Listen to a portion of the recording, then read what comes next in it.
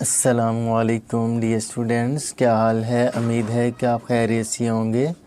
तो students, last time हमने 1.1 का क्वेश्चन नंबर 2 किया था, तो आज की वीडियो में हम क्वेश्चन नंबर 3 सॉल्व करेंगे। तो स्टूडेंट्स, क्वेश्चन नंबर 3 को सॉल्व करने से पहले हमें पता होना चाहिए कि रियल लाइन क्या होती है, या रियल लाइन को नंबर लाइन भी कहते हैं। तो रियल लाइन हमारे पास क्या होती है? A line with a scale so that every real number corresponds a unique point on the line. I hope कि आपको ये समझ आ गई होगी।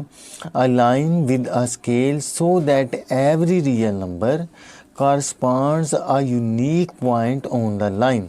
इसको हम लाइन से समझते हैं बच्चों। ये है हमारे पास रियल लाइन। अगर हम राइट साइड पे जाएं तो हमारे पास प्लस वाले नंबर आते हैं।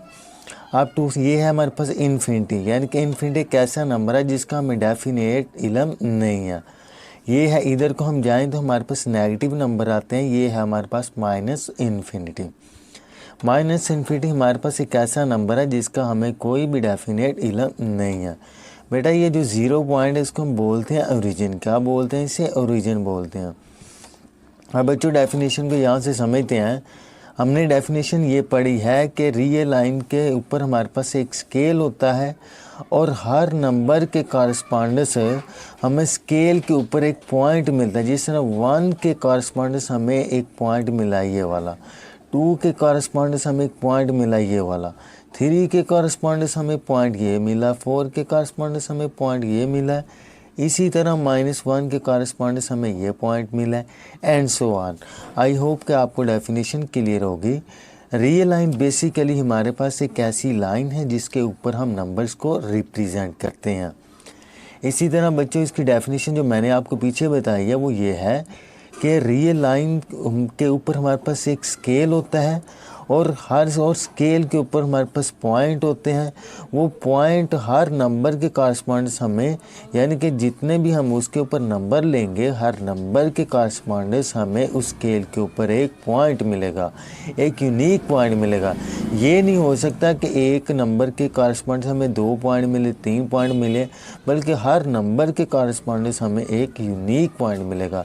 आई होप कि आपको ये डेफिनेशन क्लियर हो गई होगी। दोबारा हम डेफिनेशन देखते हैं। A real line with the scale so that every real number correspond a unique point। Real line हमारे पास क्या बेसिकली एक स्केल होता है such that her real number के कॉरस्पॉन्डेंस हमें एक पॉइंट मिलता है। ये हमारे पास रियल लाइन की डेफिनेशन थी। सिंपल सा कंसेप्ट इसका ये भी है कि रियल लाइन हमारे पास एक ऐसी लाइन होती है जिसके ऊपर हम नंबर्स को रिप्रेजेंट करते हैं। तो बच्चों, अब आते हैं हम अपने मेन क्वेश्चन की तरफ। ये मेरे पास अब ये हमारे पास सिंपल एक फ्रैक्शन है। इसको जब हम डिवाइड करेंगे तो ऐसे होगा। 21 को जब हम 4 से डिवाइड करेंगे, 4 5 ज़ार होता है हमारे पास 21 आ गया।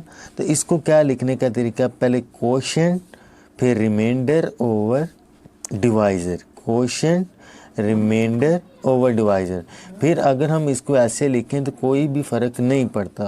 5 + 1/4 क्या करेंगे बच्चों? आपने एक बात याद रखनी है कि अगर हमारे पास प्लस वाले नंबर होंगे तो हम रियल लाइन के राइट साइड पे मूव करेंगे, और अगर हमारे पास नेगेटिव नंबर होंगे तो हम रियल लाइन पे नेगेटिव साइड पे मूव करेंगे।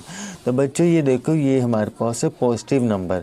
हम इसको रिप्रेजेंट करेंगे रियल लाइन पे, लेकिन पॉजिटिव साइड पे। बच्चों, इधर मैंने 0 ले लिया। 5 के आगे हमने 1.4 डिजिट जाना है। 1/4 0 1 2 3 4 5। अब देखिए ये 6। अब 6 को हमने 5 और 6 के दरमियान एक नंबर का डिफरेंस है। इस एक नंबर, ये वाला जो एक नंबर है 5 और 6, एक नंबर का डिफरेंस है। अब एक को हमने कितने पार्ट्स में डिवाइड कर लेना? 4 पार्ट्स पे डिवाइड कर लेना। कितने पार्ट्स पे? 4 पार्ट्स पे। ये 1, ये 2, ये 3, ये 4। हमें तो चाहिए 1/4, यानी कि 1 का 4th पार्ट चाहिए। तो 1 का 4th पार्ट बच्चों हमारे पास ये बनता है। आई होप कि आपको इस पार्ट की समझ आ गई होगी। नेक्स्ट चलते हैं बच्चों। नेक्स्ट मैं इसका पार्ट 2 सॉल्व करने लगा हूँ। पार्ट 2 हमारे पास कुछ इस तरह होगा। 53/3 को हम बाय रखेंगे। बच्चों देखो 3 1s are 3 हो गया हमारे पास। ये यहाँ से 2 निकला, फिर ऊपर से हम 3 ले आए। 3 7s are बच्चों हमारे पास हो गया 21। 2 बच गया हमारे पास। इसको कैसे लिखेंगे? -17 हमारे पास कोशेंट आ जाएगा, ये हमारे पास ऐसे रिमाइंडर ओवर डिवाइज़र। तो बच्चों हम इसको ऐसे लिखते हैं -7 -2/3। तो ये बच्चों देखो हमारे पास है नेगेटिव नंबर, तो इसको हम रियल लाइन के नेगेटिव साइड पे लिखेंगे, यानी कि 0 से पीछे मूव करेंगे। मैंने अपनी मर्ज़ी से -13 -14 -16 15 16 और ये 17 के बाद -18 कर दिया। बच्चों यहाँ पे एक नंबर मिस है -15, वो आपने कर लेना है। -17 और -18 के दरमियान ये नंबर हमारा लाई करेगा। तो बच्चों देखो हमने हमारा 2/3 है क्या? -17 में से कितना पीछे जाएंगे हम? 2/3। ये देखें 3 पार्ट में हमने इसको डिवाइड कर लेना है, यानी कि -17 और -18 को हमने कितने पार्ट्स में डिवाइड कर लेना है? 3 पार्ट्स में डिवाइड कर लेना। ये होगा 1 पार्ट, ये होगा 2 पार्ट और ये होगा हमारे पास 3rd पार्ट। तो हमें कौन सा चाहिए? इसका 2 पार्ट चाहिए, 2/3 यानी कि 3 का 2 बाई पार्ट। तो ये 1 होगा, ये 2 होगा, यहाँ पे हमारा कहीं लाई करेगा। आई होप कि आपको इस पार्ट की भी समझ आ गई होगी। तो बच्चे नेक्स्ट चलते हैं हम पार्ट नंबर 3 की तरफ। पार्ट नंबर 3 हमारे पास है √11। आपने इसको डायरेक्ट कैलकुलेटर से सॉल्व कर लेना। आपने इसको डायरेक्ट कैलकुलेटर से सॉल्व कर लेना। ये हमारे पास लेंथी क्वेश्चन है जो हम 3rd या 4th चैप्टर में जाके पढ़ेंगे। तो बच्चों ये देखो हमारे पास आ रहा है, जब हमने इसको सॉल्व किया 3.3 आया हमारे पास। क्या आया? 3.3 आया। तो हम 3 के बाद देखें राइट साइड पे जाएंगे 0 1 2 3 और ये 4। इसको हम 3 और 4 को हम 10 पार्ट्स में डिवाइड कर लेंगे। कितने पार्ट्स में डिवाइड कर लेंगे? 10 पार्ट्स में।